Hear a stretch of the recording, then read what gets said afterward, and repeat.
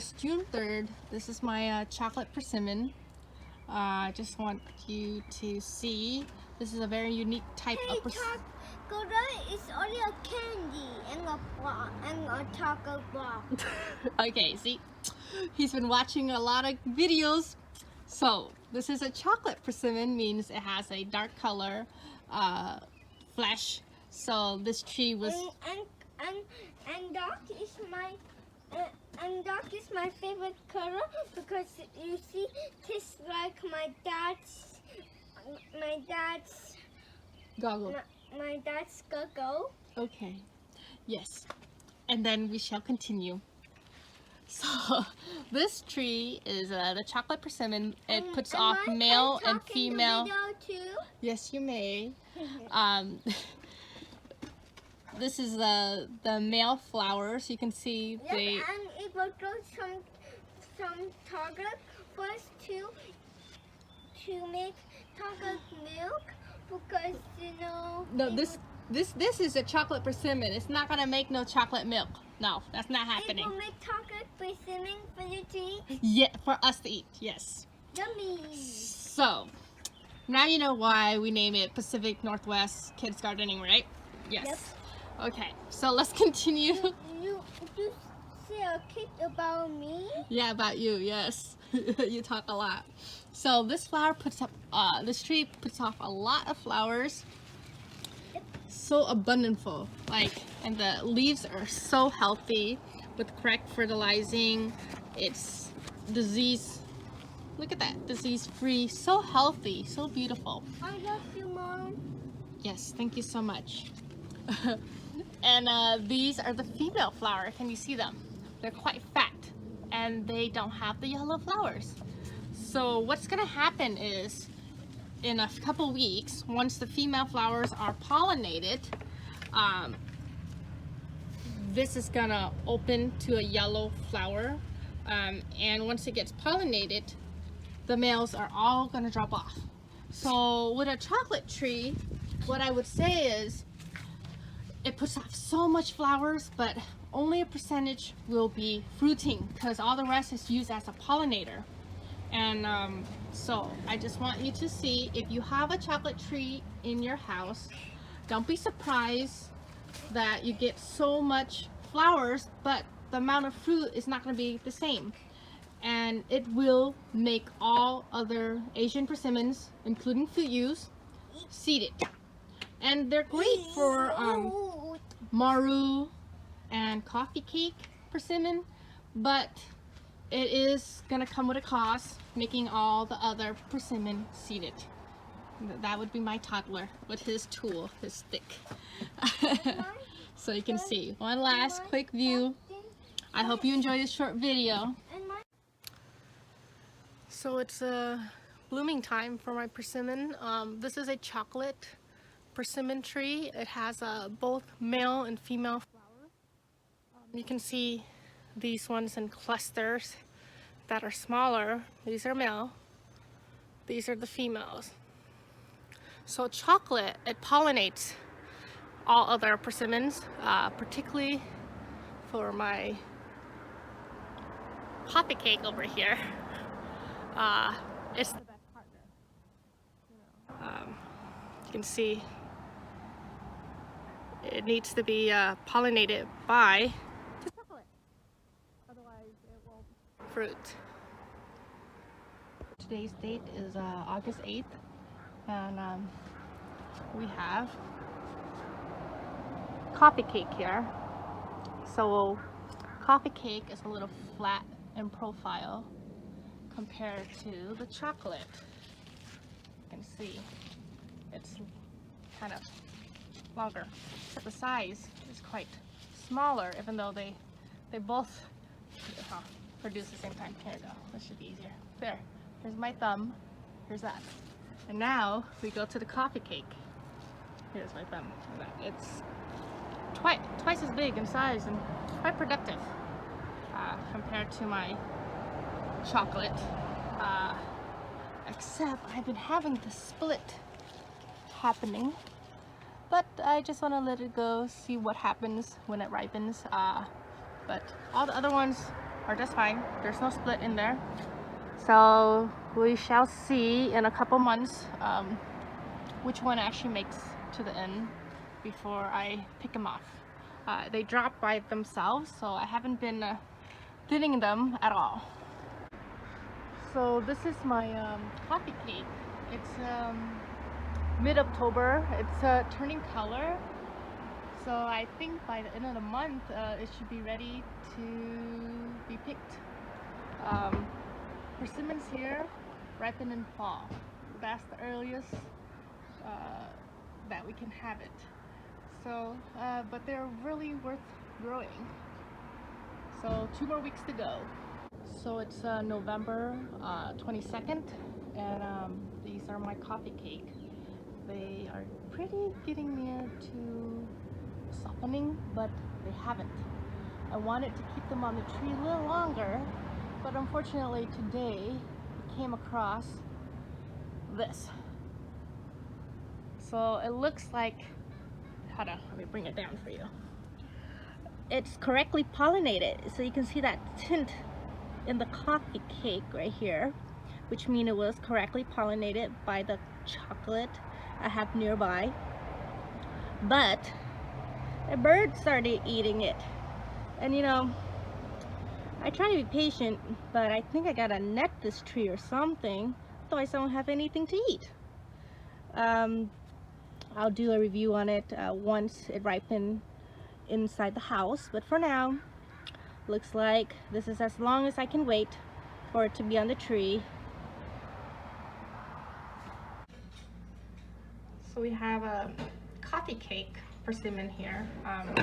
It's a non-astringent variety. Oops. Outside it looks just like a regular fuyu, but once you cut it, you'll see it has a little bit of a brownish flesh here. Each one is seeded because it's pollinated by the chocolate persimmon. This is cut horizontally, and it's a little bit more ripe than this one. So it looks like this. It's actually, all three is the same variety.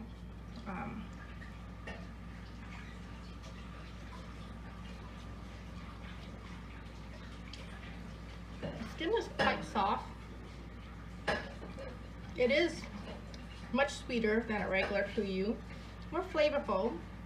So I would say the regular fuyu would be bland tasting compared to this one. It's much more flavorful, much sweeter. I like it. So today we have coffee cake persimmon here. Coffee cake looks just like a normal fuyu. They don't ripen the same time, so I'm unable to compare them. But this is a very good video here. This comparison is between 2 coffee cake persimmon, but one is pollinated and one is not. There's a discussion of what the heck does that mean, right? So this is a astringent variety, means when it is pollinated it becomes seeded and dark flesh. That's why it's called coffee cake. Now, and when it's not pollinated, there should be no seed, and it should be not dark color flesh. So I pre-cut them. It's really hard to cut them like just like this way because the leaf underneath gets stuck. So I have to dice it this way so you can see it better. So let's take a look at a pollinated. It's kind of stuck because it's stuck because the seeds are in here. Ah, yeah. Okay. So this is a pollinated coffee cake. We can see the dark flesh. That's unmistakably pollinated. Here is unpollinated right there. I love comparing. to understand the difference. I do have some, this is not from, you know, the same tree, okay? I have a couple of the same variety. So that's why it's a little confusing. You're like, wouldn't the whole tree be pollinated or not? Well, I have a couple. They're just not the same place. I have it lost somewhere in my garden. So this side, it's pollinated by the chocolate, and the one on the right is not pollinated by the chocolate. Well, so it's nice to test this one out first, just to see how it tastes. Oh, what is that grainy thing looking right here?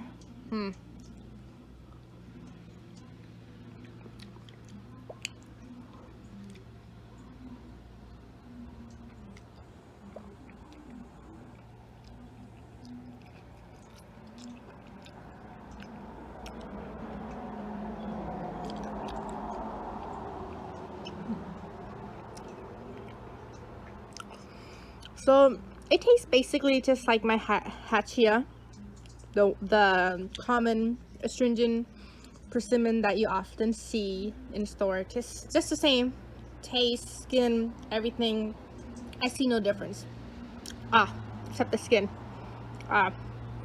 It's a little astringent on the skin. So every single time when you have a astringent variety, if it's still not completely 100% ripe, the astringency is in the skin, not the flesh itself.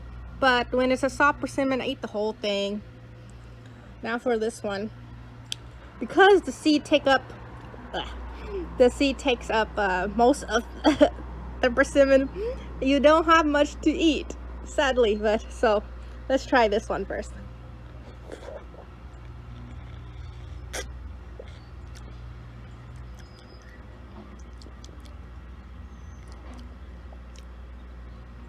You definitely get more flavors in this one.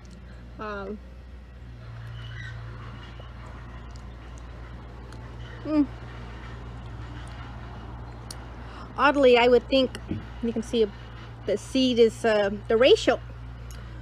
The seed ratio to the flesh ratio is not good. The flavor, how much better is it pollinated than when it's not? So for me, it's only like 1 point more. So like for this, I love the hachia, and this is just like the same flavor. I rate it 8 out of 10. So this, the flavor is better, but there isn't much flesh. So, and the seed, it annoys me. It's not like I can eat the seeds. Gotta spit it out, and then you pay for the seed if you were to buy it in the market. So I would say it's rated below, sadly. It looks prettier, but it's rated below than the unpollinated coffee cake.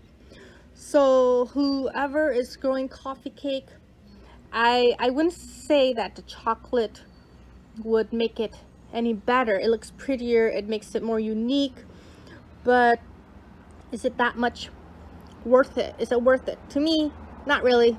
So I would probably try to move my chocolate persimmon away farther from my coffee cake to avoid pollination.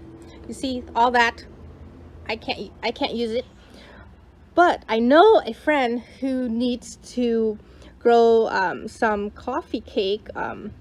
All his persimmons died and he needs some seed. So I did make a promise. So I'm going to be sending him some of these coffee cake seeds so he can start his persimmon orchard again.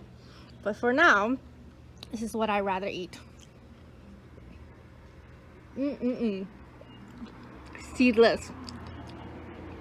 So don't be shy. If you got a coffee cake, you don't need to get a chocolate to make it taste good.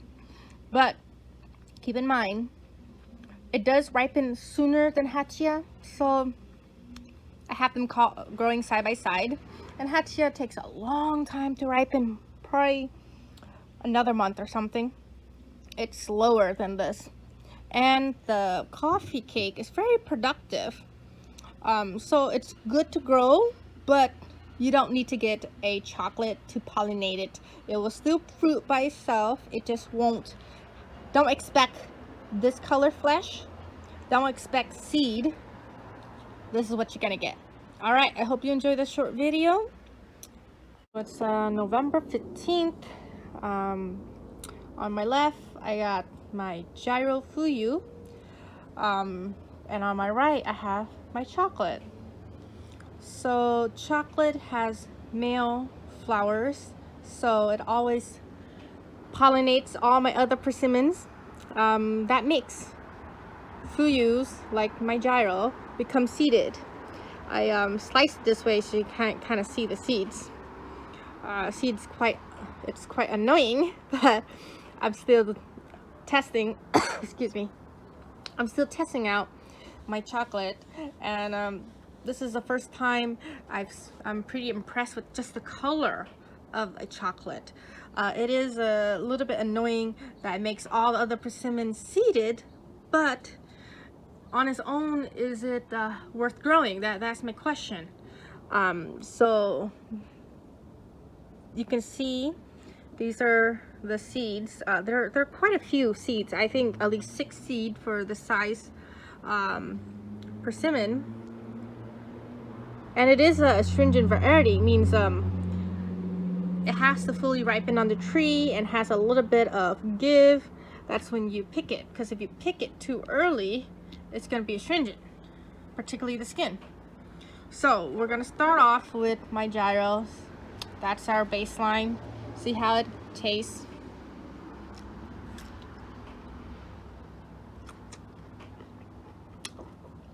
Oh, oddly, yeah. Oddly, every time a astringent variety becomes pollinated, it seems to throw backwards and make it a non-astringent, making it bitter. So it's fully ripened, and it becomes an astringent. And opposite of that is an astringent variety, when pollinated by chocolate, becomes non-astringent.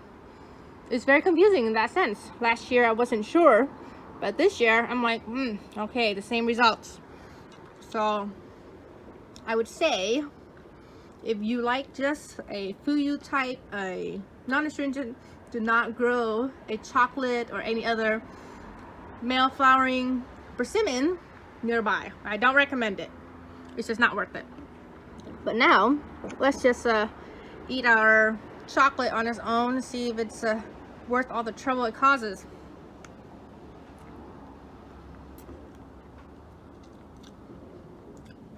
Wow. Okay.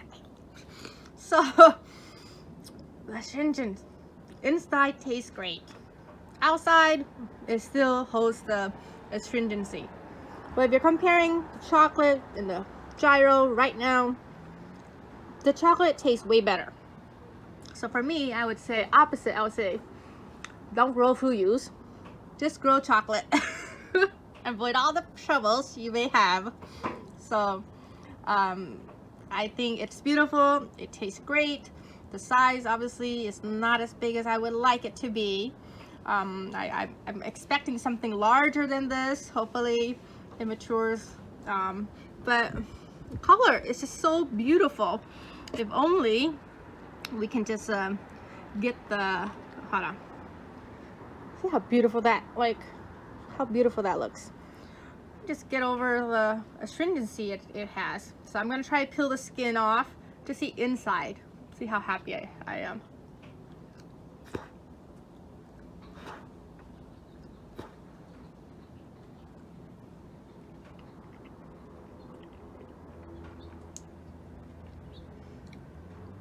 Texture wise, it doesn't win. It's after frost and anything ripens, it just ruins the texture for me. So this is, chocolate's beautiful, but I still think my highest rating for persimmon would probably go to haikum or like maru. something like that, and not chocolate. Chocolate still is not the best out there, but it is definitely more flavorful than the Fuyu right next by. So astringent persimmons are great to grow. Chocolate, more complicated but rewarding. I hope you enjoyed this short 5-minute video. See you next time.